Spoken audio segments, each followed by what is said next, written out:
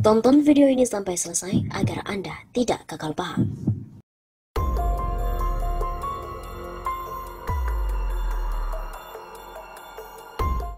Terungkap Joshua pergoki kuat making love dengan Putri, pantas jadi korban. Deolipa Yumara, mantan kuasa hukum Baradae dalam kasus dugaan pembunuhan berencana terhadap Brigadir J, Ajudan Irjen Verdi Sambo, mengungkap dugaan baru pemicu pembunuhan terhadap Brigadir J di rumah dinas Verdi Sambo di Kompleks Polri Duren 3, Jakarta Selatan pada Juli 2022 lalu. Deolipa Yumara mengatakan saat masih menjadi kliennya, Baradae pernah menuturkan kepada Ihwal dugaan perselingkuhan antara istri Verdi Sambo, Putri Chandrawati, dengan supir pribadinya Kuat Ma'ruf. Mengutip penuturan Baradae kepada dirinya, Deolipa mengatakan Baradae mengaku cukup lama curiga adanya hubungan terlarang yang terjadi antara istri Verdi Sambo, Putri Chandrawati, dengan Kuat Ma'ruf, supirnya sekaligus asisten rumah tangganya. Jadi Baradae Eliezer ini kan bilang, dan dia sudah merasakan. Eliezer ngomong, saya curiga bang, itu si Kuat ada main sama Putri. Oh pantas, jawab saya, kata Deolipa di tayangan TV One Senin 29 Agustus.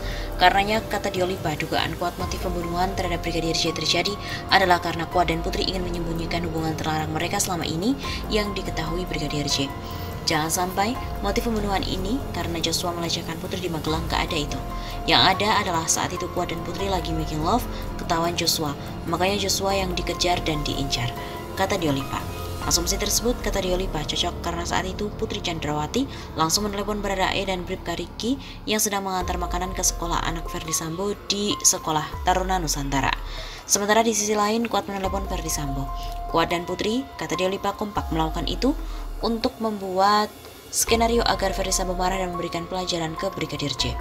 Jadi begitu ketahuan, itu makanya Putri nelpon Bribka RR dan Kuat menelepon ke Sambo. Tujuannya menyamakan persepsi mereka di sana, agar hubungan Kuat dan Putri tidak tercium dan seolah-olah Joshua pelaku pelecehannya. Jadi Joshua ini adalah korban, papar Deolipa.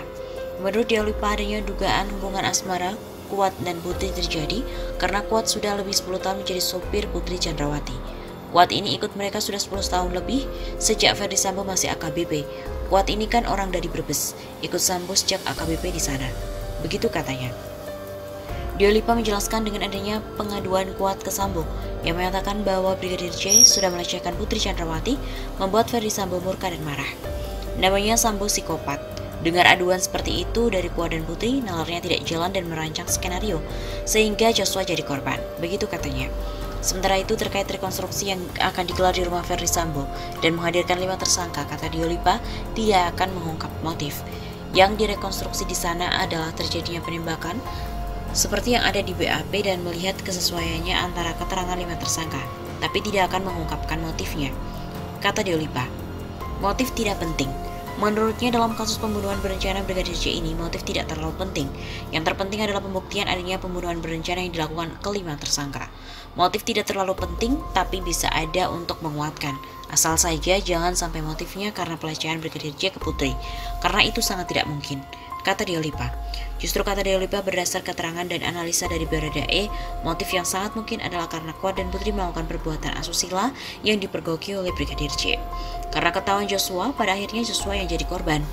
Terkait laporan Kuat bahwa ia melihat Brigadir J membopong Putri Chandrawati, justru menurut Deolipa yang mungkin terjadi sesungguhnya adalah Kuat membopong Putri dan dipergoki Brigadir J.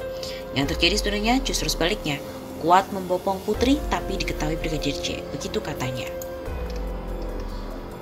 Pengacara Putri Chandrawati, Arman Hanis, membantah informasi yang menyebut kliennya berhubungan intim dengan Kuat Ma'ruf, yang juga merupakan tersangka pembunuhan Brigadir J. Tidak benar sama sekali, kata Arman saat dimintai konfirmasi Selasa 30 Agustus. Sebelumnya, mantan pengacara Baradae, yakni Deolipa, mengungkap bahwa Brigadir Joshua Tabarat memergoki Putri yang tengah berhubungan intim dengan Kuat. Gak ada itu Joshua melecehkan Putri, yang ada justru Kuat Ma'ruf dan Putri ketahuan ML dan Joshua diketahui olehnya, kata Deolipa saat diwawancari salah satu oleh stasiun televisi. Diketahui polisi juga baru saja melakukan rekonstruksi peristiwa kasus Brigadir J di rumah Saguling dan Duren 3 dengan total 78 adegan. Selain rekonstruksi peristiwa di Saguling dan Duren 3, polisi menyatakan melakukan reka adegan terkait peristiwa yang terjadi di Magelang, Jawa Tengah. di rumah Magelang sebanyak 16 adegan meliputi peristiwa pada tanggal 4, 7, dan 8 Juli 2022. Kata Dirtipidum Bareskrim Polri Brigjen Andi Dian Jayadi, Selasa 30 Agustus.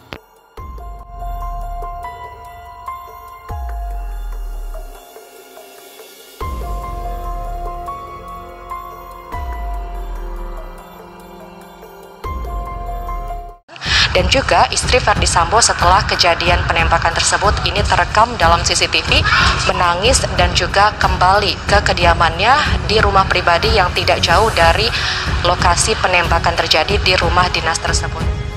Yang menjadi petunjuk bahwa TC ada di lokasi sejak di Saguling sampai dengan di Duren 3 dan melakukan kegiatan-kegiatan yang menjadi bagian daripada perencanaan pembunuhan terhadap Brigadir Joshua.